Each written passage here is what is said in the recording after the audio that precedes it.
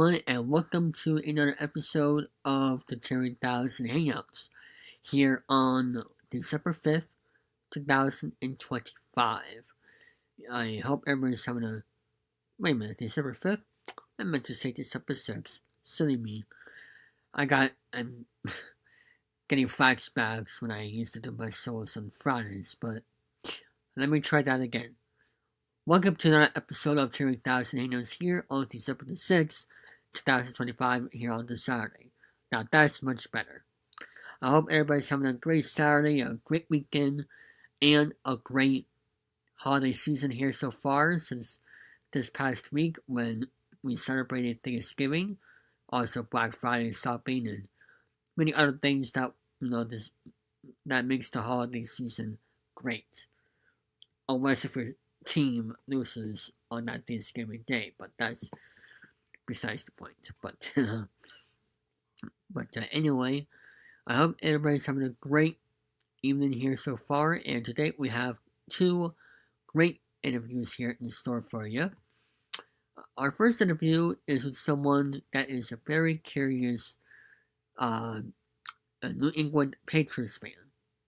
He's a diehard, and I mean a super fan, diehard Patriots fan.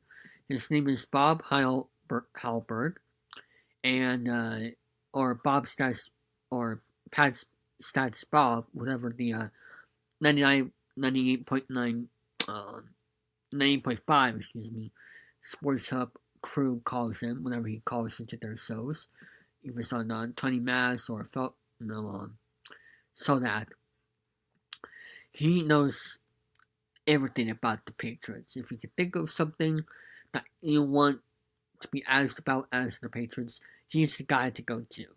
And he worked at the Patriots for over 10 years during the Dynasty run, and it's just an incredible career that he put together for himself.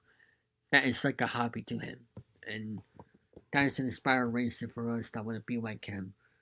Make it is a hobby of yours or career, which is very, very rare for people nowadays. You need a lot of experience and all of that stuff. But he is a great guy, and I discovered him on Brian Snow's show.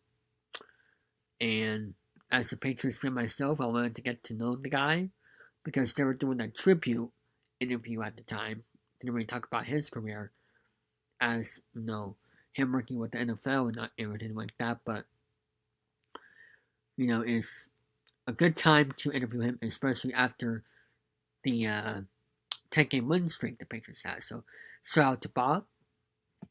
And also, we are going to be interviewing, hopefully I'll get this name right because I don't remember, Brett Chaves. I think that is how you pronounce it. I can't remember exactly because I recorded the interview earlier before I filmed this video here. It's not right before, but many hours before, so I don't remember exactly how you pronounce it. He is the one of the main play-by-play guys for the Providence Bruins, which is the AHL team of the NHL affiliate of the Boston Bruins.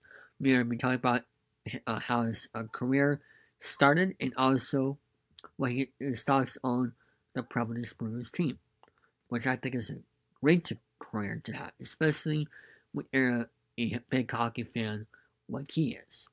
I would love to have that type of job doing play-by-play like that, but it's one of the most difficult play-by-play sports to do. I can tell you that right now. And also in this episode here, we have a Dear No Deal Jackpot game with Alex Wool. Let's see if he can get the next jackpot win here on this jackpot mission series. We'll see what happens. But with that being said, enjoy this first interview with the one and only Pat's Bob. Here we go. Also, before we get right to the interview, here is a promo of what you can see on December 19th, 2025, when we air episode 200.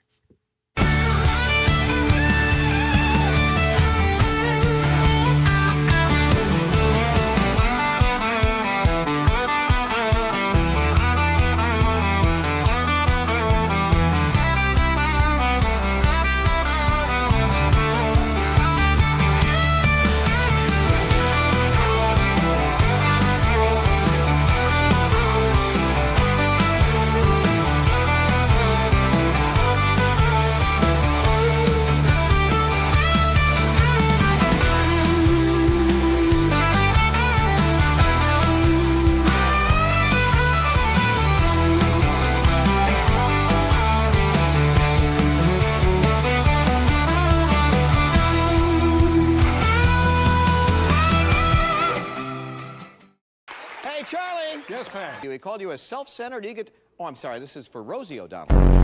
Can I get a No! Who are the two interviews? Is it from Will and or Dio? Find out December 19th, 2025 at 8:30 p.m. Eastern Time on the Network 3000 YouTube page. All right, everyone. Today I'm here with Patriots historian here on this interview. Please welcome Bob Hyldburg. How are you doing, Bob? How you doing, David? I'm doing good. So, for those who don't know, he is a Patriots historian, and also the other things he's done is being a life coach and also motivational speaker. And he did something in the business world as well, I believe, like something with school or whatever I saw in your bio. But we'll get to that later on in this interview.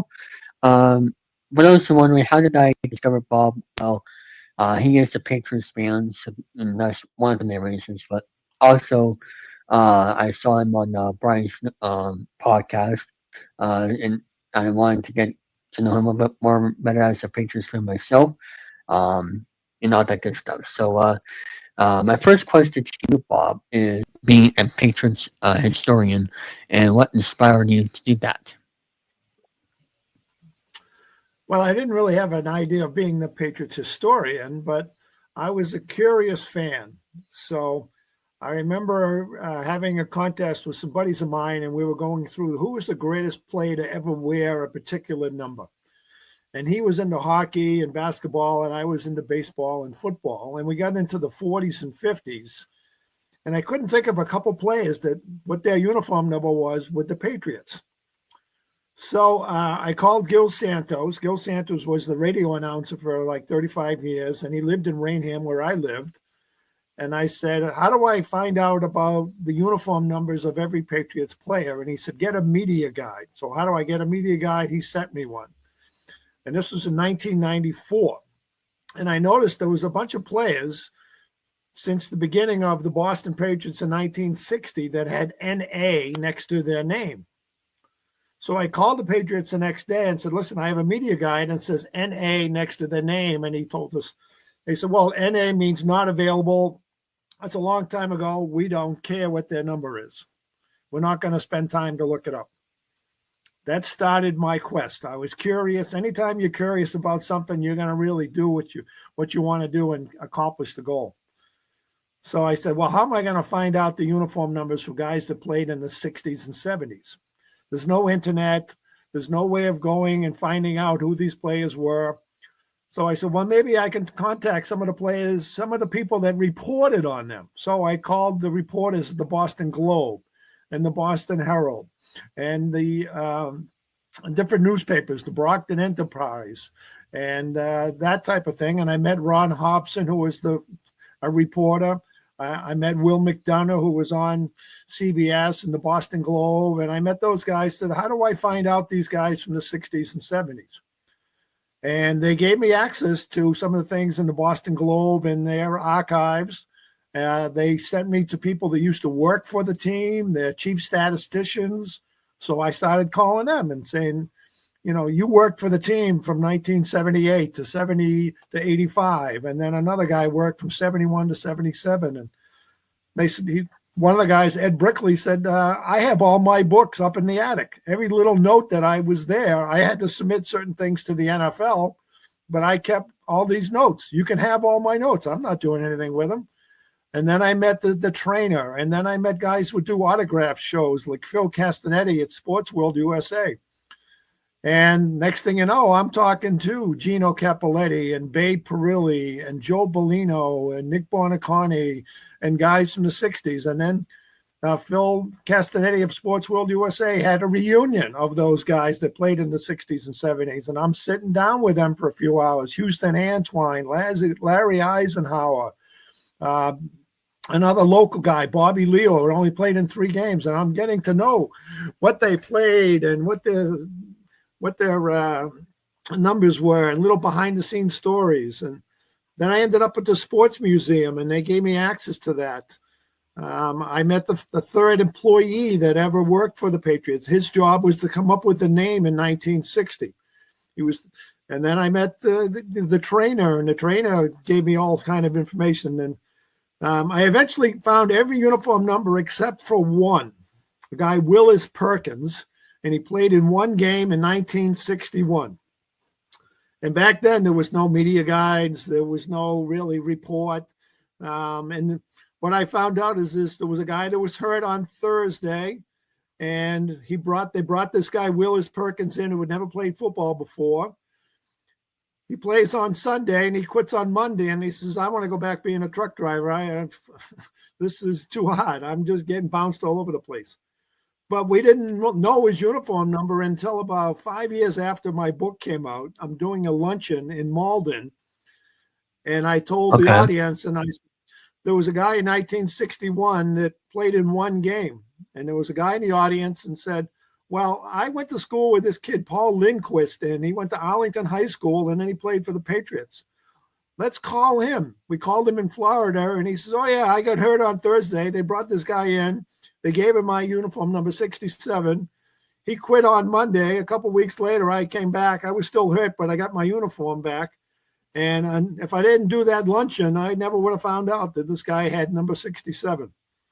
So it eventually made it into the media guides, the Pro Football Reference, and all the Patriots information. And I found out there was a guy in 1960 that no one knew even existed. He played in 2 games because the Patriots gave me access of every play-by-play of every game since 1960. And I looked up this Leroy Phelps made a couple tackles in 2 games in the end of 1960. So doing my research and asking the Patriots, can I go through your records? Can I go through your files?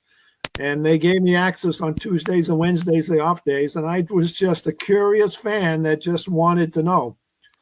And then over 15 years of looking stuff up and asking questions and meeting people and networking and going to the library and going through microfilm, I collected 800 pages of information that no one really had ever put together.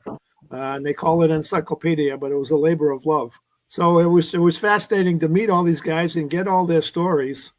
And that's the whole idea, is that if you want something bad enough, you do whatever it takes to get the job done. And, you know, I was frustrated for about 20 something years to find out this guy. I contacted everyone I could. We don't know until they actually found the guy that actually gave up his uniform number to give it to this guy that played a 1 game. All of the Patriots players in history. Like, how many years did it took for you to finish the mission? The way I figure it, I had a full-time job, a family, dogs, kids. So I would do it in my spare time.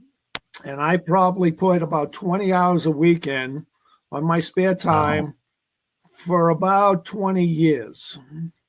Eventually, I ended up working for the NFL for 15 years in the Patriots press room or outside taking pictures during the game. I probably took over 100,000 pictures in my 15 years that I was there. And I was actually there during the glory years of Brady and Gronk and Edelman and Hightower and all those guys, Brewski, Troy Brown. I mean, just amazing just to be there and see those guys excel and win 3 Super Bowls while I was there. And I was there when they unveiled the 2005 banner, and my pictures in some of those pictures when they shoot fireworks off in that opening day of 2005. That was my first day working there. So that was pretty cool. But, you know, when you're passionate about something and you bring the energy and the vibration that you want to do it, you're going to get attracted, and I'm sitting in a room with all this stuff, videos going on, and I'm looking play by play, doing really strict analysis. And Stacey James, of the vice president of media relations, comes into the room and said, the NFL is looking to expand our team. I don't know what you want to do, but you want a job working for us. So I did this for about 10 years, just on my own free will, whenever I had the free chance to get in there and do that. And then eventually opened up to a job that I just still punch myself to say, wow, was I there for 15 years on the field and taking 100,000 pictures and meeting Gronk and all those guys. Pretty amazing. I was going to ask you, what were the players that you met, while you were there? Like, did you meet I know you met Gronk, but did you meet Brady or Edelman or I just never Gronk? met Edelman actually, but I did meet Brady and Teddy Mhm. Johnson, and I mean, you name it, Brewski. Amendola and Edelman are two guys that I never really got a chance to, but I did presentation. You can see Gronk came to Winchester, Massachusetts, and I ever was a chance to interview him. So if you Google Gronk and Mhm. the Winchester High School, you'll see there's probably over 10,000 people that saw that little YouTube video that we did. And it was after the book had come out. So he grabs my book and he says, "Am I in this book?" And I says, "No, this book came out after we drafted you." But I was on TV saying when they asked who should we draft, and I said we should draft the tight end. And then certainly they drafted two tight ends Wow. that year, and Gronk and Aaron Hernandez were the two. So I was a little ahead of myself. I mean, I didn't know they were going to draft Gronk, but I knew they. I said my quote was, "They need a tight end like Dallas Smith." So if we can get someone like that in the draft, I'd be happy. Who were your favorite players growing up? Well, the first game I went to was 9 years old, and it was at Fenway Park. Now, back then, the Boston Patriots played at Boston University. They played at Boston College. For 5 years, they played in the baseball field at Fenway Park. And I met Gino Capoletti. So he was one of my favorite players growing up. And then in the 70s, Stanley Morgan and Russ Francis were two guys that I followed. We're trying to get Stanley Morgan into the Pro Football Hall of Fame now. I'm part of a committee to really promote his stats, which were off the table. There's no question Stanley Morgan should be in the Pro Football Hall of Fame. So if you listen to this, send a word out to the Pro Football Hall of Fame people and say you're in. I mean, he averaged almost 20 yards per reception, which is amazing. Back when they just really ran the ball back in the 70s. And then in the 90s, I mean, Troy Brown was probably my favorite player because he came in as an 8th-round pick, and they don't even have an 8th round anymore. And he played for the team, good cut, came back, and then eventually won a Super Bowl, made some huge plays in the playoff games to during that run where they beat the Rams in the first Super Bowl of their 6th now, and eventually became a coach. So Troy Brown is probably one of my favorites. And another one is Teddy Bruschi, who had a minor heart attack or stroke and came back. And the game he came back, he was the defensive player of the week. So you got to love his fortitude and his intensity to do what it has to do, what you have to do to really win the game and to stay healthy and to bring a message to people that there's always hope. What a story that is. I never heard that story before. Like coming back from that type of health issue, that is just amazing story right there. Uh, you know, if you could do something like that, that inspires a lot of people like that. And it's pretty incredible. Absolutely. What is it? So, what is your favorite spot to hang out at that stadium? Because I assume you had season tickets, correct? No, I never had season tickets. I mean, for 15 years I worked there, so. Oh, okay, But that's I right. did.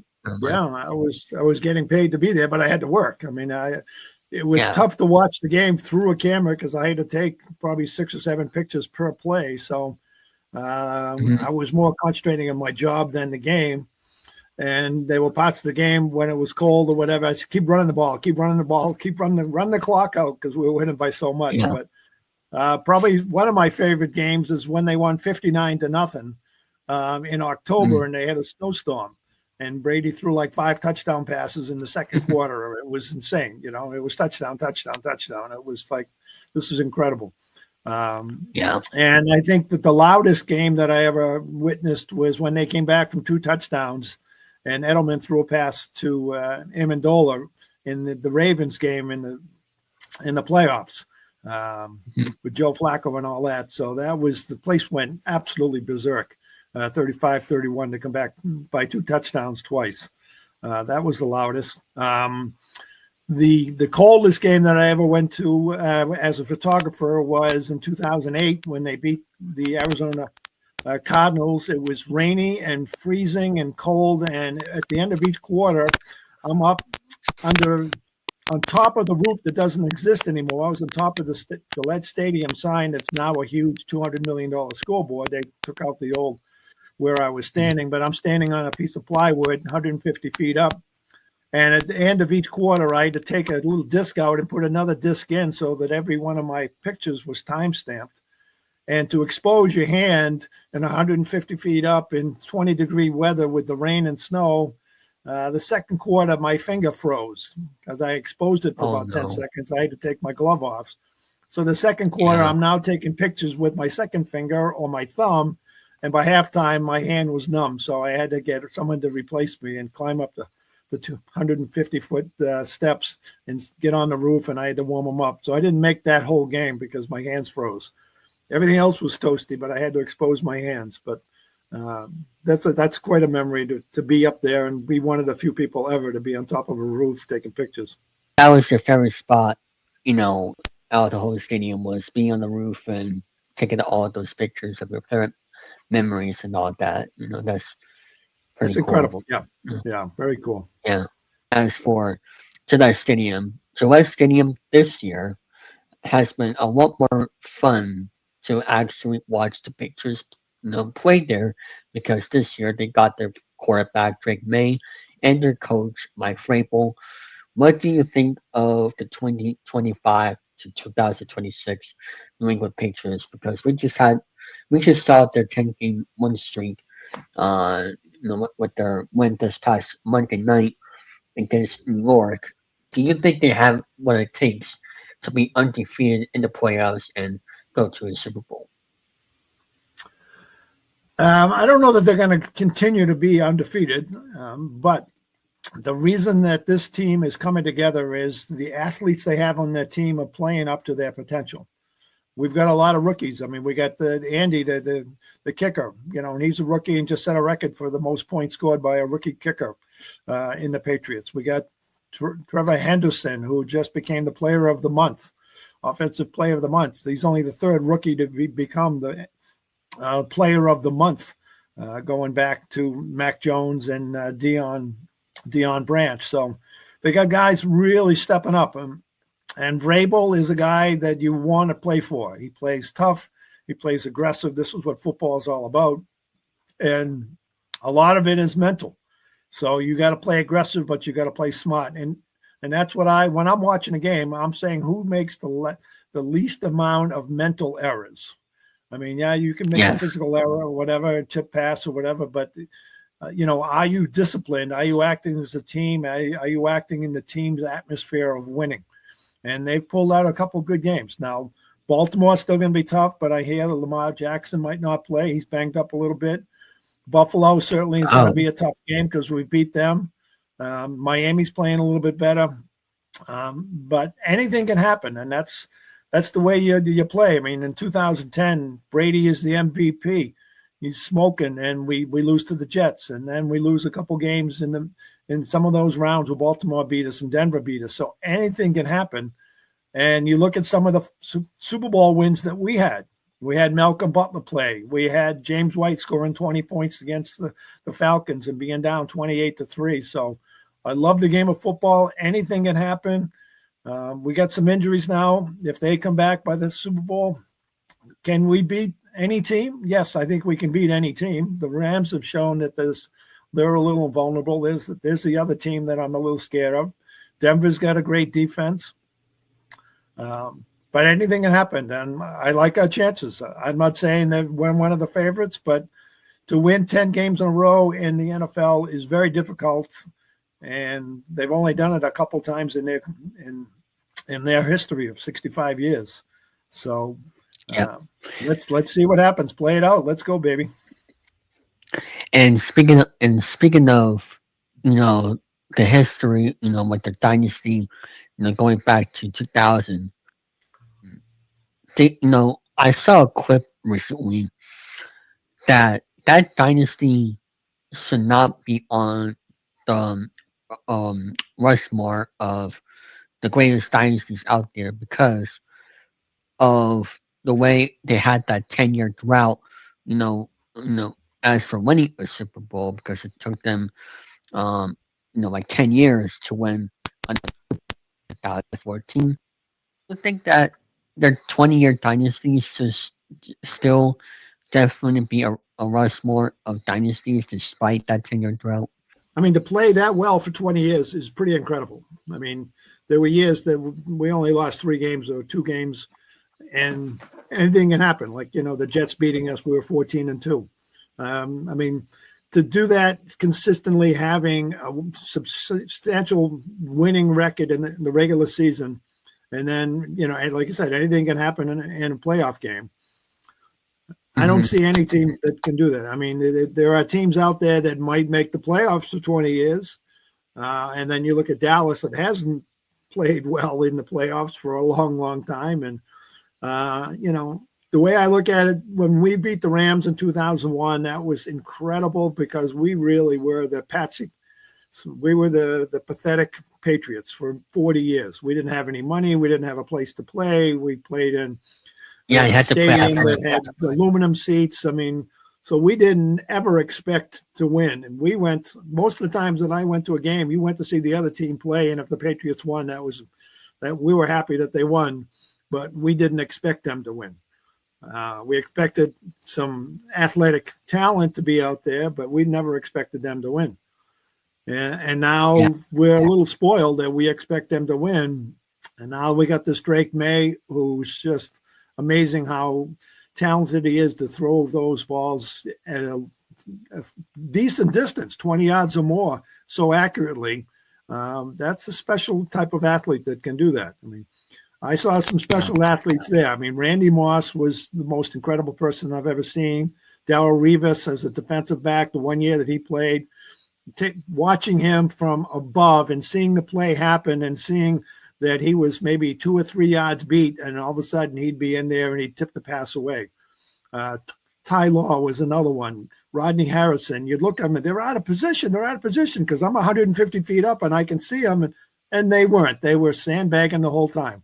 They were waiting for the quarterback to make the move, and then they intercepted it and deceived what they were doing. So the magic of these Olympic-style amazing athletes, almost like ballet players, how they can change their hips and their shoulders and get their fingers in there just at the last minute and change their body position and just the quickness that they have with an Edelman or an Amendola. And then never mind this power and the strength with Gronk and some of the guys like Corey Dillon. Watching those guys play is just incredible to see how they really elevate their game to win this to win the championship and to play on a team that really puts a legacy of what they did on the field. When was the moment that you knew Tom Brady was the GOAT? Like, when did you? Because for me, it was that 28-3 comeback. That was the moment I knew that he was the GOAT. What about you? There's numerous times. I mean, 2007, he was absolutely incredible, where they won 16-0. Some of the plays that he made. But the first game that I went to that I saw him was in 2001, where they came back and beat the San Diego Chargers in overtime. Doug Flutie was the quarterback of the San Diego Chargers. And you kind of knew there was something special there because, here was a guy that was on the fourth team quarterback, and then he moves up, and then Drew Bledsoe gets hurt, and he comes up and he makes some decent plays and then some great plays. So we didn't expect him to be the greatest player of all time, but you knew something was there. The leadership, the intelligence, that type of thing. And certainly in 2003 and 2004, the defense really held him in, and Adam Vinatieri with the special teams and the kicking. We won a lot of games just the last play of the game.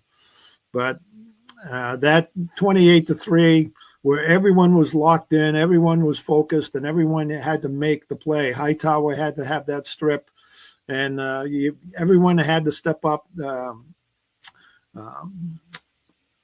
Malcolm Mitchell, I think was his name, made some plays. I mean, the third down and fourth down catches, but the throws that were there in the clutch play, if you had a third down, you're like, what's the chances? But when Brady was back there, even fourth down, He'd made the plays. 4th and 10, no problem. Brady for 12. Here we go. Deion Branch, Edelman, Gronk, whatever. He'd find the open man and get 12 yards and move the ball downfield. So he was a magician. But I agree that 28-3 changed everything. 100%. And he made his debut. His first game was on Thanksgiving, correct? On whatever that year that was. That was his NFL debut. It was on Thanksgiving. Yeah, that was his first game in 2000. Yeah, he threw 3 passes or something like that. Yeah, but they saw Tom Brady in the practice on the practice squad, really coaching his players up, and he outworked Drew Bledsoe and all the other quarterbacks while he was there. I'll give you one quick story while we're still recording here. So they bring Rodney Harrison in and to play for the team, and Rodney Harrison says, "I'm going to be the hardest worker on the team," and he shows up at practice. It's 6:00 in the morning, and Brady had been there since 5:30. So Rodney Harrison says, I want to be the hardest working guy here, and I'm going to beat you tomorrow, and I'll get here before you. And certainly Tom Brady understood that. So Brady got there an hour before Rodney Harrison the next day, and Tom Brady says, "What, you get stuck in traffic?" And then Rodney Harrison really realized that Tom Brady was the guy was very, very competitive, and he'd find out what time you were leaving or what time you were going to get there. And he says, "You're never going to get here earlier than me, and you're never going to outwork me." And they both respected that. Sorry about my headphones. I'm not quite sure what's going on with my headphones today. It's okay. So, yeah, it's just, back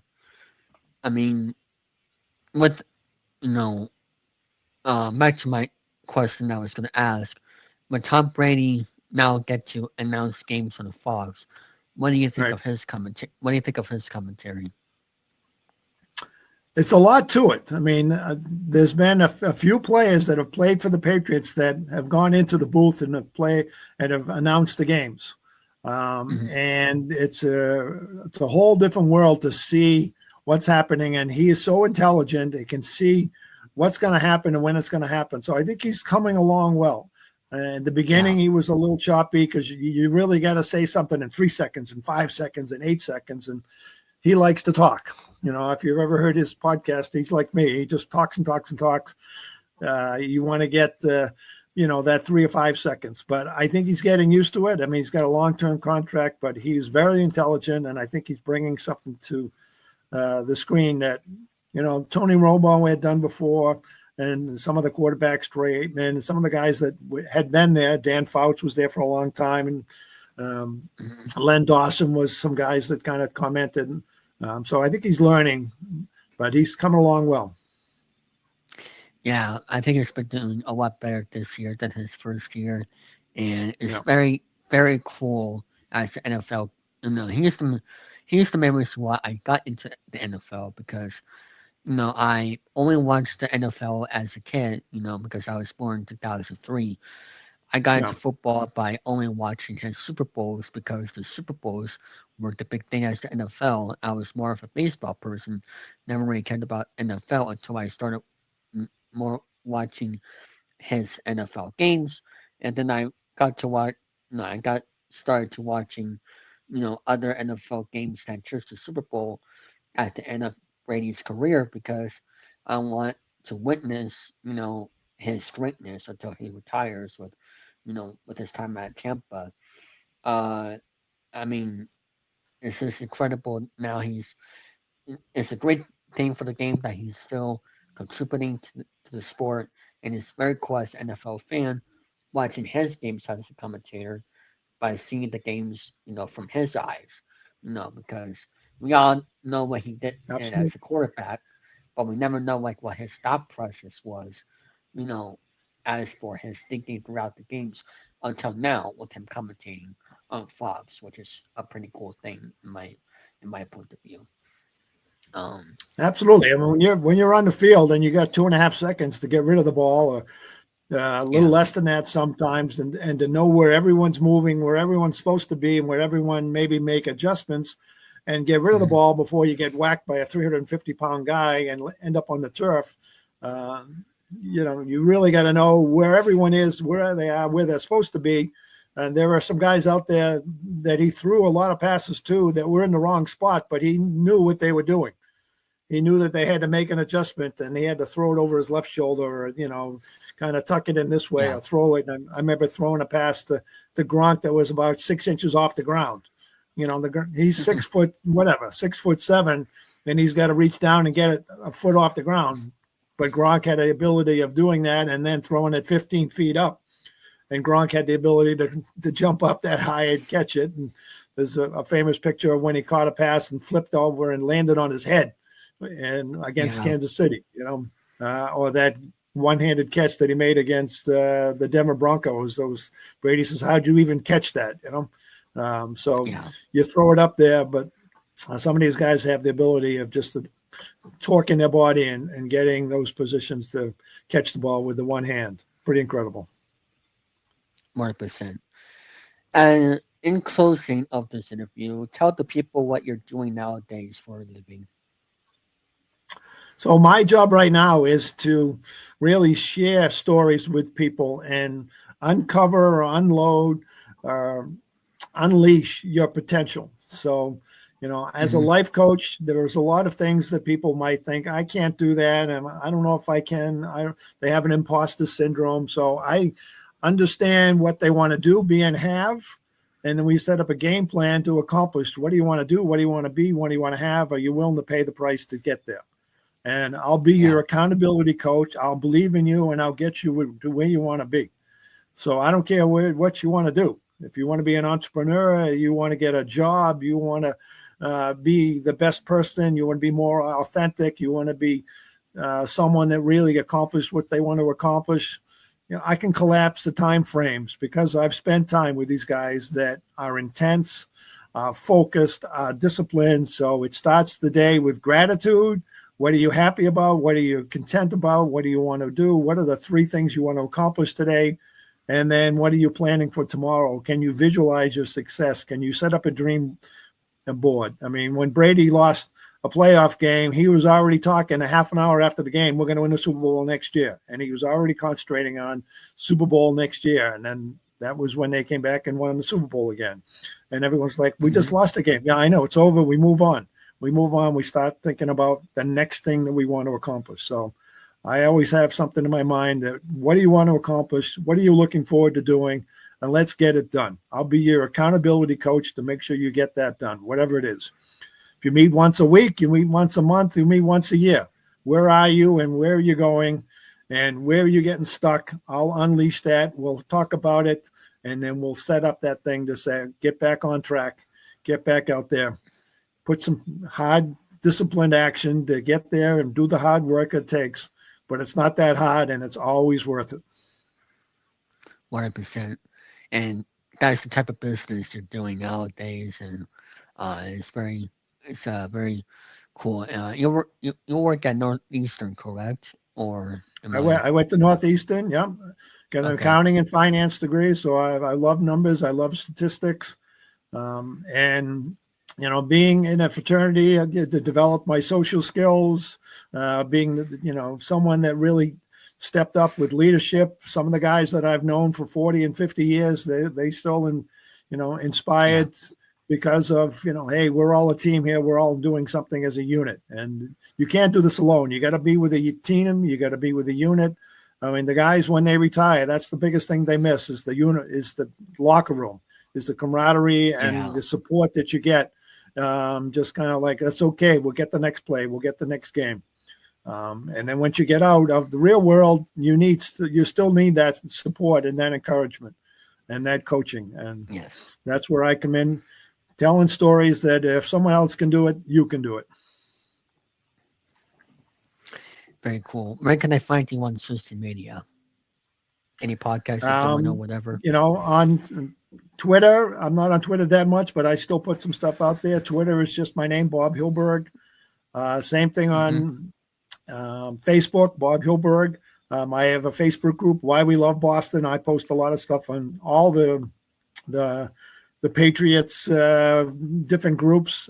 I'm involved with a lot of the Patriots fan clubs all over the world. I've sent you pictures from Germany and UK and France and Nova Scotia and Arizona and Florida. I know all those guys from Colorado. So I do get to a few games a year.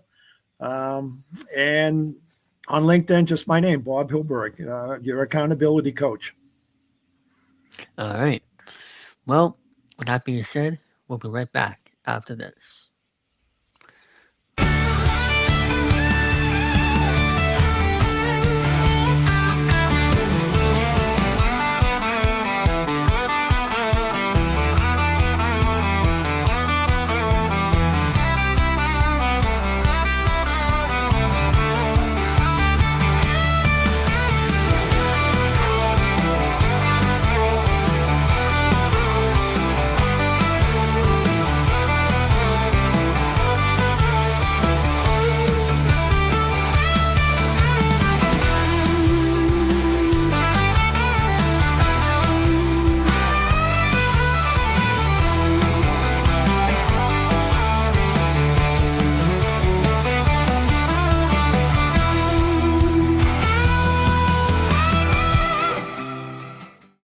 Hey, Charlie. Yes, Pat. We called you a self-centered, Oh, I'm sorry. This is for Rosie O'Donnell.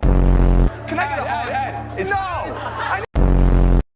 Who are the two interviews? Is it from Will and or Dio? Find out December 19th, 2025 at 8:30 p.m. Eastern Time on the Network 3000 YouTube page.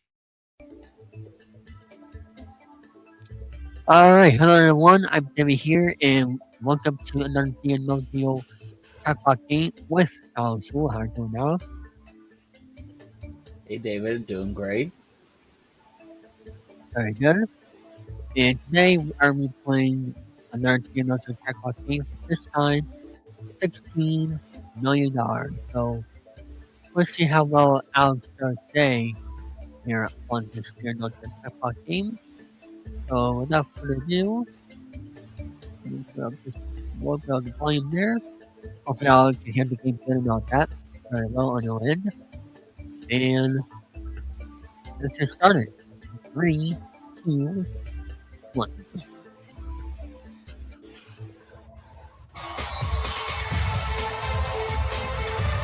Alright, Alex, welcome to Deal or No Deal.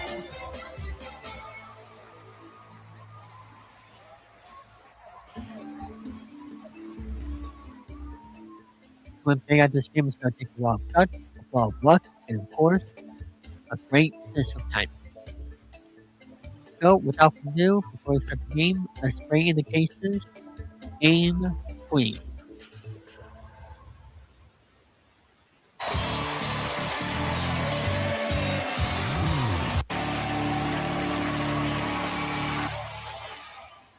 Taking cases for joining the stage here, as we have 26 number of cases, 26 most money. We don't know what's the what case. But we do know that there is one grand prize out of those 26 cases paying $16 million. $16 million all the way down to a single penny. Alex, out of 26 cases, what case do you want to keep?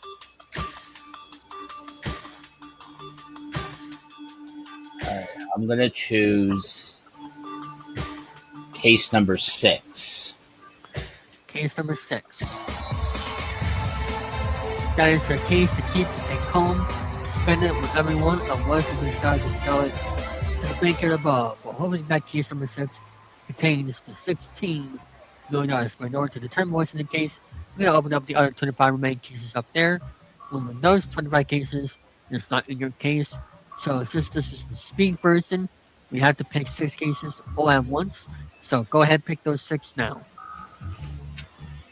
Okay, I'm going to go with 26. Number 7. Number 22. 4. 18. and 12. Okay. 26. Open the case. $8,000. Number 7. $16,000. Number 22. $160,000. Come on, left side. Number 4. There you go. 4,800. Number 18. $400. And number 12. 1,600. That was an alright round. Even on both sides. Now let's see what the big offer is. You have 15 seconds. Excuse me to pick up the answer. $511,000. Deal or no deal? No deal. Of course, no deal. Too early. I don't know why they made that an option.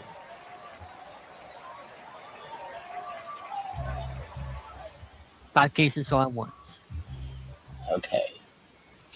All right. For my 5 picks, I'm going to go with 16, 5, 24, 9, and 17. All right, number 16, open the Oh! 16 million. It had both numbers at the same It's time. 16 for the 16 million. $8. A penny. There's the penny. 9. 1.2. Ouch.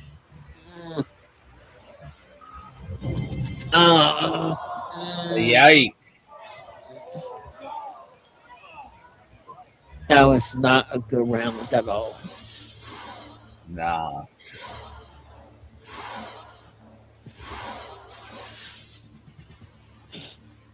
I usually still got 12 million play, which was the last jackpot amount. But we'll see what happens as you go forward with this next big offer. You got 50 seconds to answer to this $405,000 offer. Deal or no deal? No deal. Of course, no deal.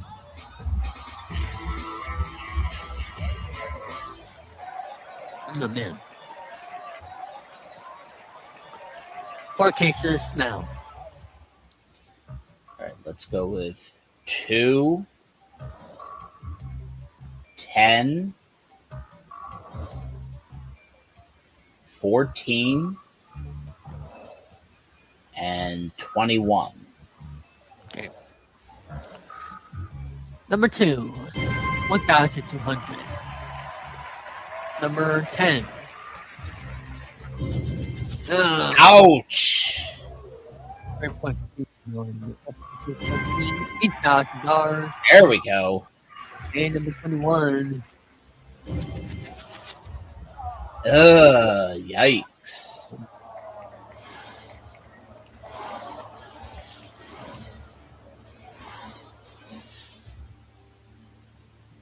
Right. Okay. Next offer. $723,000. 2 seconds. Deal or no deal? No deal. No deal.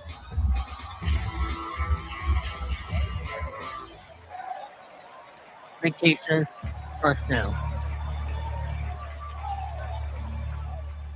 1, 13, and 25. Going up the stairs with going down the first number 1, 6,400. Going up the stairs to 13, it has $12,000. Going up the stairs to the very top of number 25, 800,000. Ooh. The safety net is still there. thinks that 400,000 would be the least amount on the right side there, but let's see what the next offer is. Yeah, 50 seconds to make your decision. Over $1 million, $1,499,000. $1 million is still in play, remember. Deal or no deal? No deal. No deal.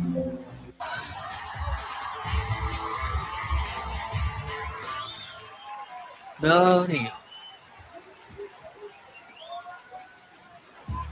Alright, Alex. Two more. 3 and 19. Starting with downstairs, number 3 has. Oh, jeez. 6.4. Number 19 has. There you go, $116. There. The good news is, after this round, you have one case at a time. So for the next couple of rounds there anyway, you'll have a safety net no matter what. 33% chance. Offer $1,709,000. 50 seconds to make a decision. Deal or no deal? No deal. I want to go for it. He's going for the $12 million, folks. Now let's hope we can avoid that amount by picking the small ones on the left side. Let's clear that board, starting with this first case here. Number 11. Number 11 has $800. That's a good start. That is a good start to our mission here on this tripod mission.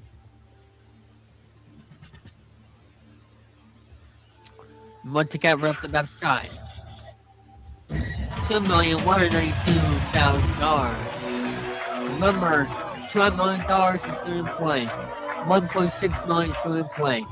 Do you have the guts to go all the way? You have to find out with me asking this question. The game is in your hands. Deal or no deal? No deal. Go for it. He's going for it.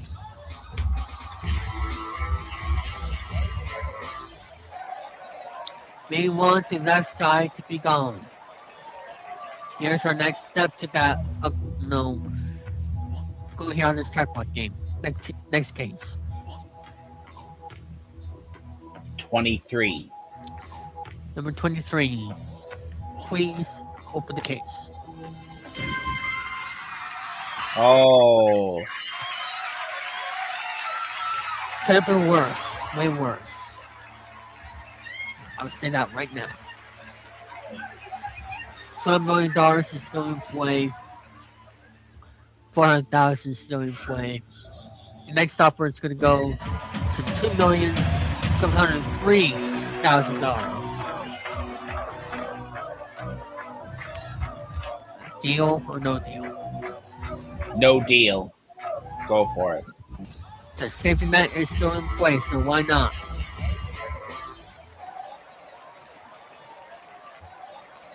What's the next case, Alex? Let's go with number 15. Let's see what 15 has. Oh, jeez.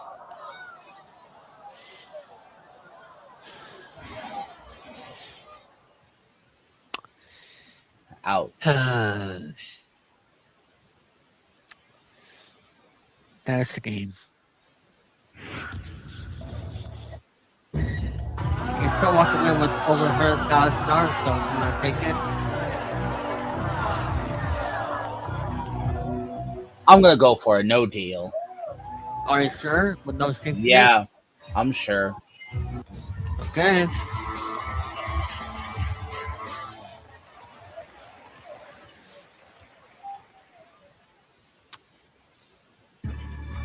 AR-20. 8.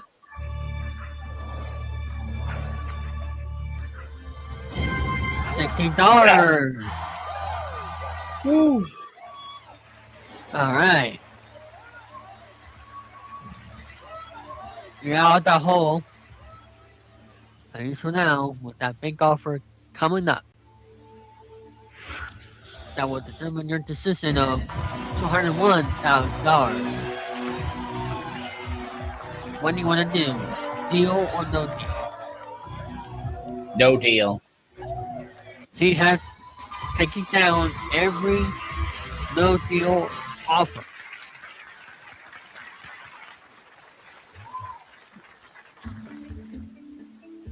As you're a little over 10 minutes into this game now, you've gone all the way. You took down every offer. But there's one final offer left. You want to keep your case or go for the other one that's currently staring at you right now? I'll keep mine. Of course, why not? You stuck with it at the beginning, and let's see if it's good luck for you here with number 6. $3,200 or $100,000. Hey! All right! All right, I'll take it. 400 to 1,000 bucks. What a great finish with a good deal at the end. That's all that matters right there. Yeah. So that's gonna be it with this Check Competition game. We'll see you all next week before our 200 episodes the following week. So don't forget, December 19th, 2025, episode 200. But until then, we'll see you next week for episode 199 of the 200 Pot. But for now, here's our next interview section.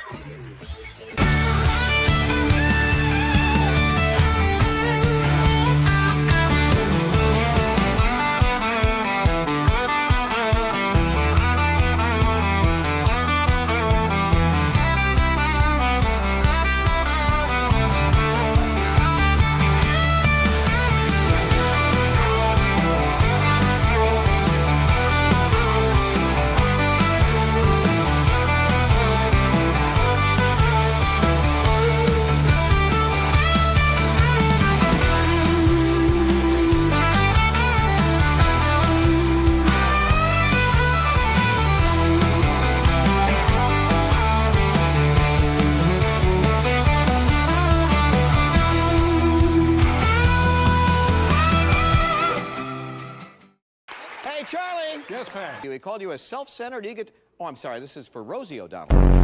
Can I get a hard head? No!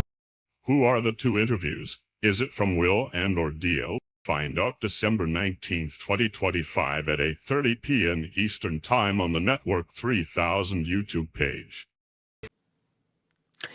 All right, everyone. Here on our next interview here, please welcome our next guest, Brett Chaves. How are you doing, Brett? I'm good. How are you, David? Thanks for having me.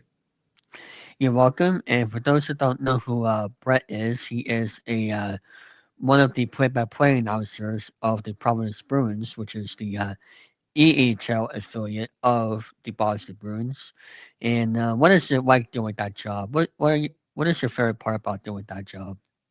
Well, since I took over as the voice, full time this year, it's been a privilege just to be around the arena on a daily basis, and I think, on a bigger level, it takes a while to develop your skills on a daily basis, and being able to do it at this level and to have the support and the opportunity from all of the brass up in Providence is a huge accomplishment, and it feels really good for me, and just being around the players every day, going into game days knowing that some of these guys one day are going to be with the Boston Bruins, and some of them are as of this moment in time. We're recording right now and Victor Soderstrom just made his Bruins debut, so I'm really privileged and really, thrilled to have the opportunity once again. This is now my 4th year doing it with the P Bruins, so excited to be back, and I couldn't have done it without the support of all of them. Did you go to any Providence Bruins games growing up, or any hockey games, growing up? And was this one of your goals, to be, as for being that play-by-play announcer for hockey? Yeah, I mean, growing up, I was always at Providence Bruins games. We have a really, complex and, successful youth hockey program, and I was fortunate to be a part of that growing up and being able to come to games with a lot of my friends. But now being on the other side of it, it's really cool to see. And, as I went through high school and college, obviously, going to school for journalism and trying to get involved in play-by-play more, you understand the other side of it. And, once being a youth hockey player, now being on the other side, being able to call the games and seeing all these youth hockey kids coming in, the next generation of players, it's pretty surreal. So, Yeah. getting both sides of the puzzle is pretty awesome. Now, do you do all the home away games or just all of the home games on Full Sports? So all of our broadcast team handles all of the home games. So it's 36 games on Flow Sports and with AHL TV. Okay. Yeah, I thought so because I thought you did radio for a way or something, but when I watch a couple of games, here and there on Full Sports TV, I know this is always the home announcers doing the games on there. So, but did you had any mentors in this process, and what inspired you to do the play-by-play announcing to become your career? Well, I think someone that I really look up to, in these days is John Rook, and he is the radio voice of the Providence Friars men's basketball team. Yeah. When I was a high school student, I was still very, new and evergreen in this industry. I didn't know what avenue I wanted to take. And it wasn't until my junior year of high school where I really started to, understand what road I wanted to go down. And it was because of John that I understood that road. I took his 2-week, pre-college summer camp here at Dean, and he really immersed me into all different types of things, within play-by-play. We get to call a baseball game, with the Pawtucket Red Sox, who are now the Woo Sox. Yep. We traveled to Pat's training camp. We looked at the Friars men's basketball team and got to travel to the AMP. We got all these different opportunities, and it allowed me to get a taste of what it's like to, work at that high of level and to meet other people in the industry that are succeeding at that level. And it gave me the bug, and that's what he always refers to it as, is you're catching the bug. And, to this day, John and I work together now here at Dean after I went here for 4 years, and now we're coworkers. And he's still someone to this day that I pick his brain about. And, little things that, maybe I can do better on my side. How can I become a better broadcaster and a better mentor to maybe some of the students that are trying to pave their own way today? So Yeah. John has always been a light in my eyes, and he's someone that I look to, hopefully take the next step in my own career. Shout out to him. He does great play-by-play for the college Providence games that I've seen on his YouTube page. So shout out to him. Now while watching hockey or any other sports growing up, did you have a particular favorite, and did you enjoy watching the games or listening to the games growing up? Growing up, I always loved just listening to a variety of announcers. But one that always stuck out to me was Mike Emmerich. NHL on NBC was something I grew up with, watching the mid-2000s Stanley Cup Finals. Nothing will be more memorable in my eyes than his 2014 call in double overtime where, Alec Martinez nets the game-winning goal. And, he didn't say a whole lot. He just said, Martinez the Stanley Cup. But it was in that moment that he defined what that meant for the LA Kings at that time. That was their second Stanley Cup in 3 years. And that was a huge moment for them. So, Mike was someone that, I didn't get to know personally. Hopefully I do as the years go by. But, he's someone that I love to model my game after and aspire to be, because he's one of, if not the best hockey announcer there ever will be. And he was just so good at perfecting his craft and keeping things authentic to himself. That's someone that I'll always look up to and someone that I always enjoyed, growing up and listening to. And hockey is your all-time favorite sport, correct? Or was there other sport was your all-time favorite? Hockey's always something that, I always looked up to and will always be in my heart, is one of my favorites. But, I always grew up in a baseball house as well. My brother played baseball for years, and he still plays at the college level. I always love going on and cheering him at his games, and especially when he plays Dean. because they're in the same conference as us. Mm. Baseball is always something that's going to be true to my heart. I worked in professional baseball before, I came back to Oh, Dean's. So, those two sports will always be close to me. yeah. Baseball is my favorite sport of all time. So I'm not, I like going to hockey games during the winter time because it's easy access, and I've been to the Worcester Raiders, I've been to the Thunderbirds, and I went to Providence Bruins I think twice now. And it's a great sport during the off season for baseball. And I think I first started watching hockey. It was the 2022 or 23, whenever that historic run that the Bruins had. Was it like 60 plus wins or something I believe it back was in 2020? 2022 they had that run, yeah, where Yeah, they set the most wins in NHL history, and unfortunately didn't get the result they wanted in the playoffs, but Jack yeah, Edwards was able to tell that story in the regular season with Nesson. yeah. So that's how I got into hockey, was watching that team, and I just felt myself enjoying hockey because not only because they were playing well, but also for the fact I love the fights. That's the only reason why I watch hockey is the fights. So what was it like, getting into sports journalism? Because I'm very familiar with people doing journalism, like as for doing the newspaper or whatever. But what is it actually like when you first getting started doing that? Well, I think the first thing you realize, especially in this field, is it's ultra competitive, right?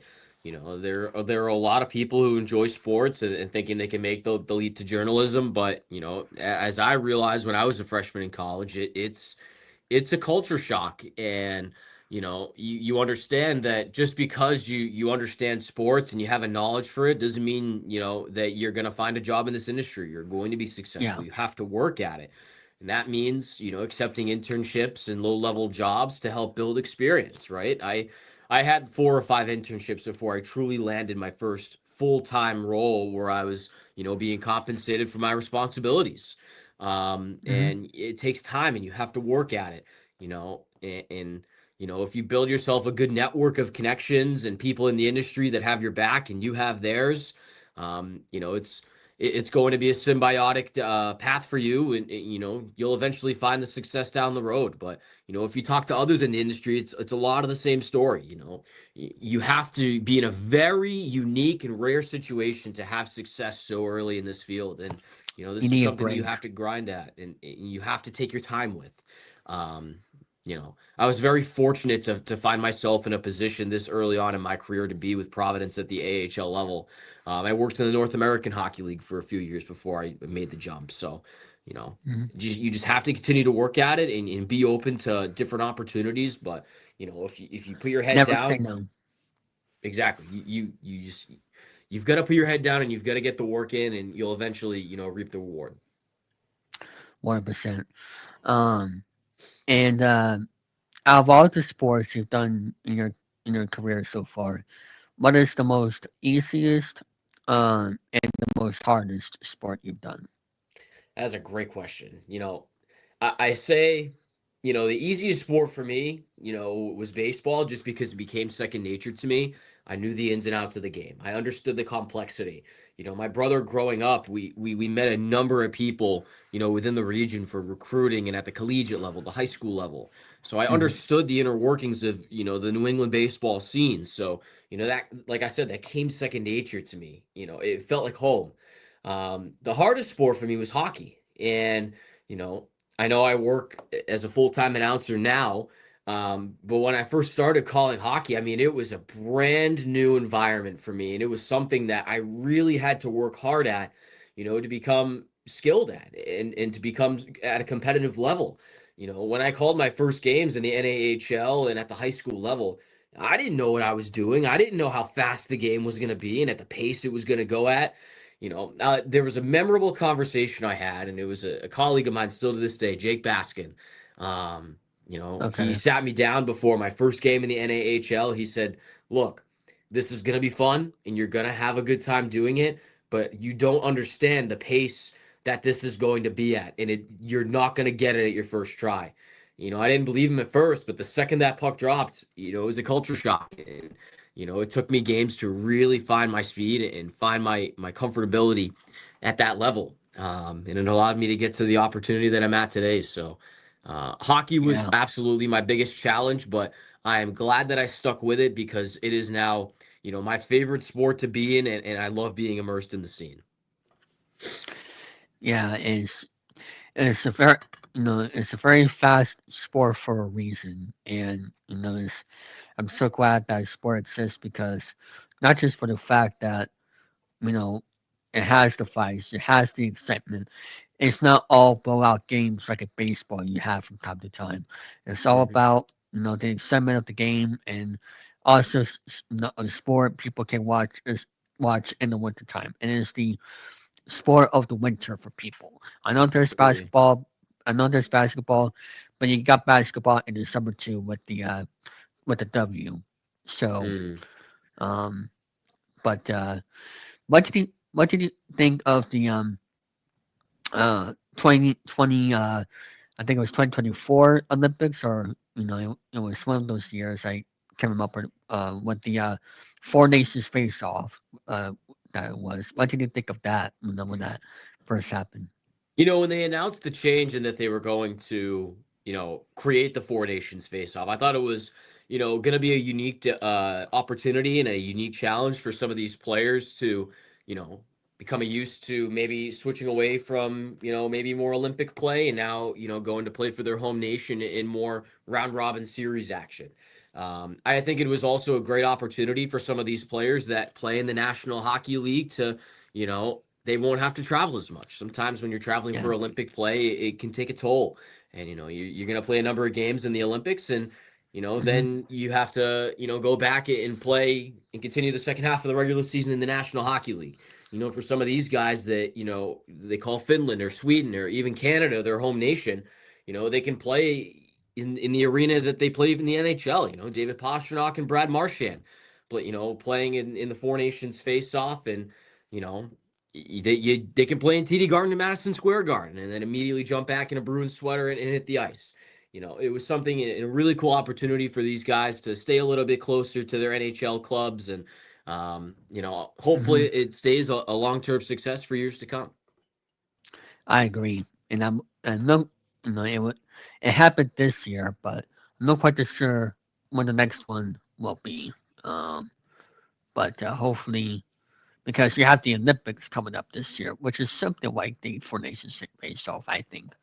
If you, Mm. uh, but no officially scheduled yet as for the next Four Nations face off. But if you want to watch something like that, go check out the Olympics coming up. I think in February, right? It's the Olympics Yes, I for believe it, for the win. begins in February. Yeah, and I think that's during like the NHL break type of thing. Mm. Um, so let's talk about the Providence Bruins here. For those who are just getting into the AHL or getting just started watching the games a little bit here after baseball season or whatever, tell us what to expect with the Providence Bruins this year.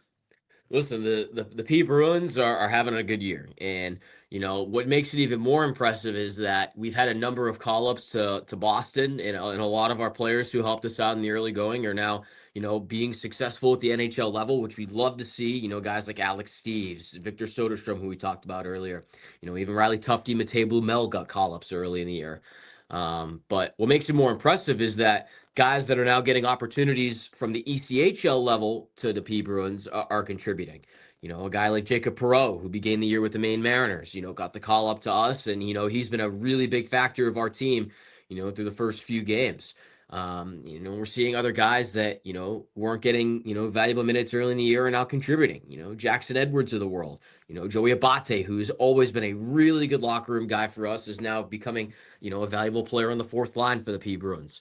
Um, this team is really strong, and they've got a really well-strung operation offensively. Guys are really starting to find their groove, but as the months Mhm. go on, we'll really start to see what this team is going to be, long term in the regular season, and into the Calder Cup playoffs in April. Yeah, that's hope so indeed. what team is the biggest threat to them when it comes to the division or whatever it's called in the AHL? Well, I wouldn't say there's one big team because, in the AHL, as guys are constantly being called up and down and things can Yep. change on a dime. You could start off the season winning 12 games and, sooner or later, your top three scorers get called to the NHL level and you've lost your firepower. And you've got to rethink your strategy and maybe build a different system on the ice. Mm-hmm. Teams that come to mind that have been really competitive this year, Wilkes-Barre Scranton. The Penguins farm system has been really consistent and competitive this year, and we've had our fair share of battles with them. Yeah. The Laval Rocket has given us some trouble this year. We've lost 2 games to them already, both in Laval and in Providence. Okay. Despite having struggles, the Hartford Wolfpack have always given us competitive games in the division, and they consistently do in the Calder Cup playoffs as well. So you never Yeah. know what could happen, but there's always going to be a high level of competition in the start of the year. I went to a Hartford Wolfpack game last season. They were playing Providence, and I never saw a crazy game in my life where they scored that many points in that one game. I can't remember what Mm-hmm. was the total, but it was an away game for the Providence Bruins at Hartford, and there were so many points in the first quarter. I mean, for the first period, excuse me. I just couldn't, they're a tough team over there, Hartford. I'll give them credit that much.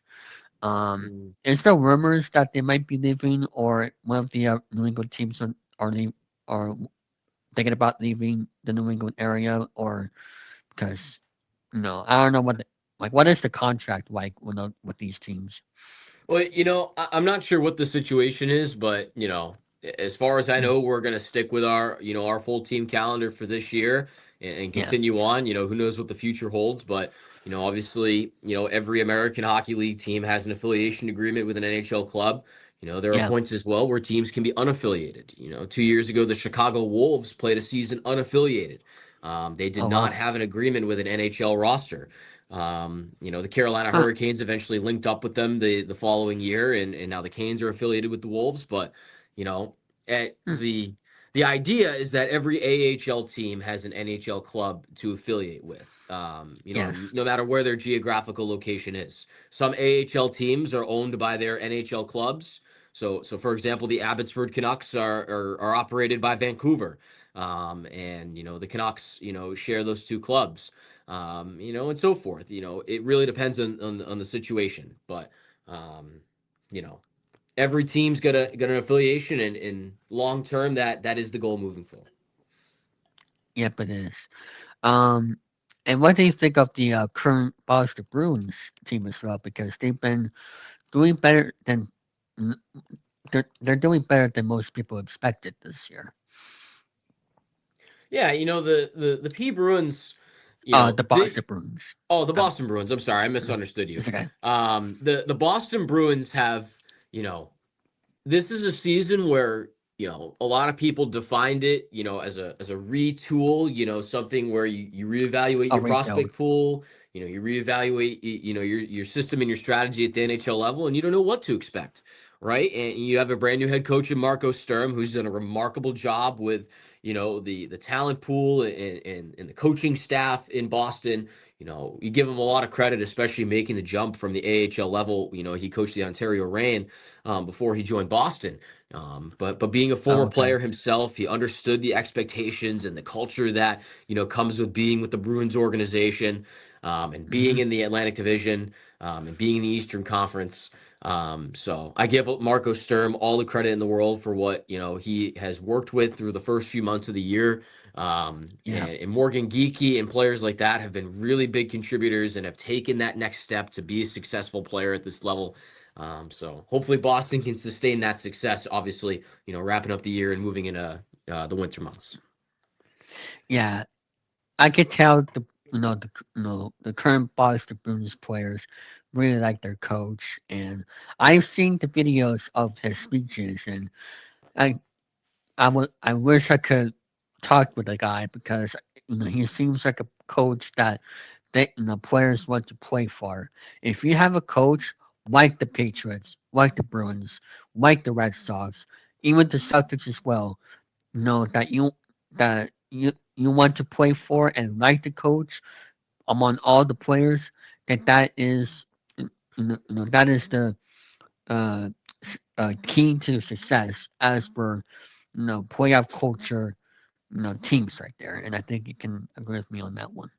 Yeah, I agree. Building a winning culture is obviously the foundation of, Yes, whatever program you're running. And I think us here, in the New England region have been, really privileged to have some coaches who, are successful at building winning cultures and have been able to sustain that success long term. 100%. Um, so what other sports do you do currently? Like, do you do any sports in the summer, right? After hockey, or what other sports do you do outside of the Providence Bruins? So obviously my full-time role here is with Dean. I am officially the sports information director, scheduling coordinator here at Dean. I help manage all of the. Oh, did I lose you, David?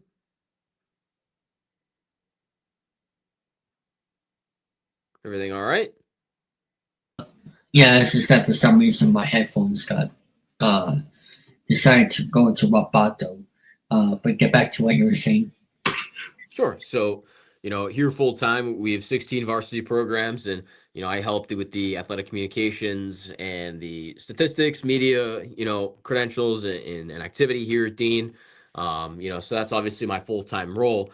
And then, into winters when the P Bruins are in season, obviously I'm full time, broadcasting all the games for the Providence Bruins. In the summer, it's typically my off season, time to recharge, time to regroup, plan for the next season ahead. I'll occasionally call baseball with my FM 101.3 up in Milford, Mass, a multi-time Station of the Year winner in the New England region. I'm really privileged to have the opportunity with those guys. They've taken really good care of me. So I call a game, some baseball there to get the fix in, as they say. But obviously my full-time responsibilities are with Providence. Yeah, I gotta recharge, after a long season like that. I give a lot of announcers credit with them doing more than one sport a year. It's pretty crazy on how they do it. So in closing, any advice for those who I mean, I know we kind of already talked about this before, but we're doing this as a closing question here. Any advice for those who want to get into the sports industry, and especially for those that don't have any college experience, like myself, for example, and where can they find you on social media? Yeah, so, obviously, in this industry, you don't necessarily need the college experience to be successful. Obviously, it's helpful, but you can still make a really big living, without a college degree. And my advice to those who are searching to get into this field is just get involved. Get your hands dirty and get immersive in the field. Take that internship. Maybe take a shadow, observation session with someone that you look up to as a mentor or who you aspire to be.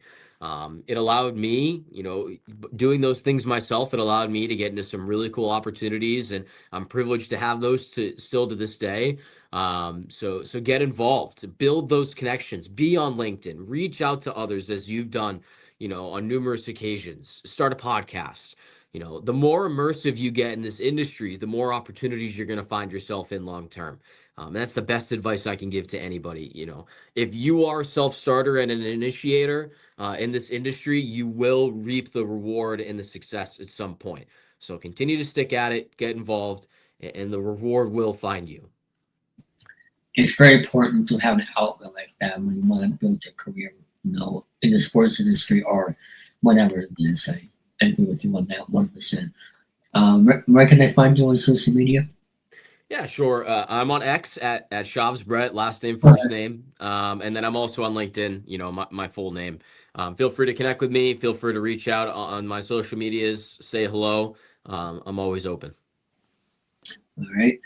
And also, my advice, make sure to call X Twitter. We call it Twitter here. We all call it Twitter because I'm old school. So make sure. I know I was born in 2003, but I grew up with Twitter, so that's my rule. We'll call it Twitter. We call it Twitter. All right. Yes. Anyway, we'll be right back after these words. Thank you very much to Bob and Brett for doing those 2 interviews here tonight. It was a lot of fun talking to you all, especially with being a New England sports fan myself.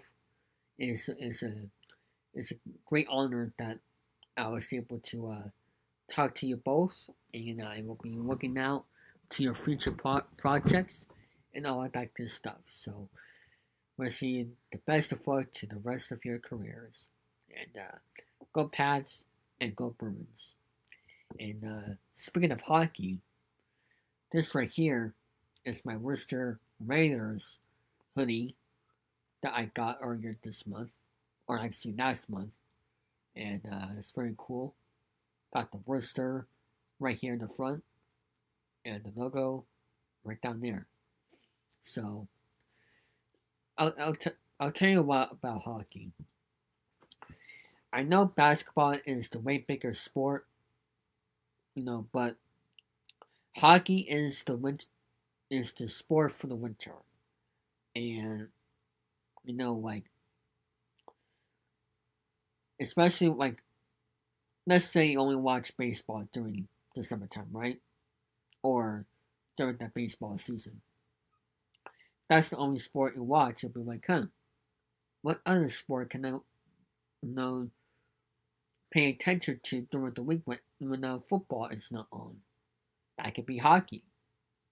What I love about hockey is the fights. That's why I tune to hockey when I can, because I still enjoy basketball when Jason Tatum can get back on the court, but I do love some college basketball and hockey as well, so I try to mix and match here and there. And plus, during the baseball off-season, I try to take it down a notch a little bit when it comes to sports. So if I may not watch hockey that often on TV, that's basically why. But I love going to hockey games on the weekends, like for example, the Worcester Raiders, the Thunderbirds, and all that good stuff. And I'll try to go to a Providence Bruins game if they're playing the Thunderbirds or Hartford, for example. But it's a very difficult drive to get there from up here. So, but that's just for my first experience going there.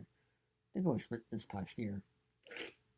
But anyway, with that being said, that's my little story on what I like to do in the off season, as for sports is concerned.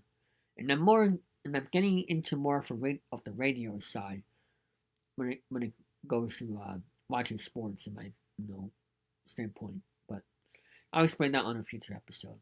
Radio is the way to go when it comes to sports, but that's just me. Depending on the game itself, it's a big game that I watch on TV. With that being said, thank you all for watching. See you all next week.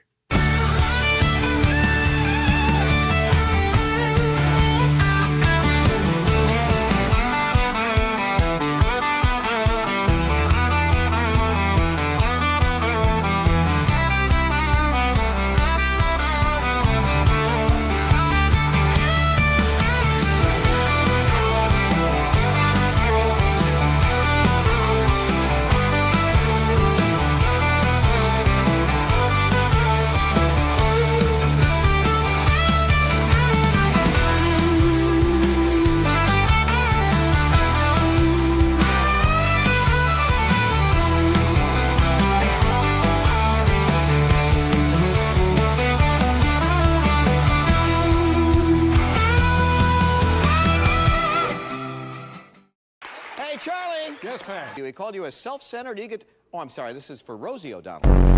Can I get a hard hat? No! Who are the 2 interviews? Is it from Will and or Dio? Find out December 19th, 2025 at 8:30 p.m. Eastern Time on the Network 3000 YouTube page.